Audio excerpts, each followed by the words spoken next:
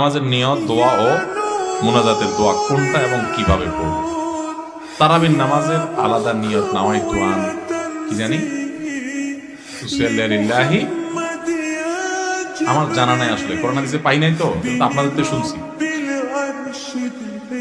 আচ্ছা, আরেকটা কি তারাবির দোয়া মুনাজাত। তারাবির দোয়া ওই যে 4 রাকাত পর পর কি পড়ে, সুবহানাজিল মুলকি ওয়াল মালাকুতি, আমি এর দূরই পারি শুনি। এরপরে কি আছে? আচ্ছা, কি জানি আছে। তো এগুলো আসলে কোনো কোরআন হাদিসে নাই, যেহেতু কোরআন হাদিসে নাই সেজন্য আমি পাই নাই। কোরআন হাদিস থাকলে তো পাইতাম। বুঝতে পারছি কথা? আমরা একসময় দেখছি যে ইয়াং পোলাপান তারাবি পড়তে যায় না। কিরে বাবা তারাবি পড়তে যাস না কেন? বলে হুজুর এখনো তারাবির দোয়া মুখস্থ হয়নি। বুঝতে পারছেন? তো তারাবির নামাজের জন্য 4 রাকাত পর পর দোয়া পড়া, এটা তারাবির সাথে কোনো সম্পর্ক নাই, দোয়া পড়ার কোনো প্রয়োজন নাই। 4 রাকাত পর একটু অবসর দেয় ইমাম সাহেব, এটা রেস্ট। আপনি এটা একটু পানি খাবেন, দরকার একটু হাত পা এদিক সেদিক করবেন, একটু রেস্ট করবেন, একটু শরীরটা এলায়া বসবেন, দরকার একটু পেশা বজু করে চলে আসবেন। এটা হলো রেস্টের সময়। তারাবি মানে হলো আরাম করে করে পড়া, 4 রাকাত পর রেস্ট দেওয়া।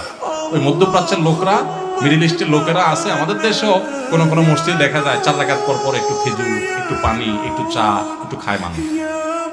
তো এটা তো রেস্টের সময়। আপনি রেস্ট না করে কি করতেছেন? ইমাম সাহেব এতক্ষণ পড়ছে, হাফেজ সাহেব ধুমায়া টানছে, আপনি তো এতক্ষণ শুনছেন বসে, কোনো ডিউটি ছিল না।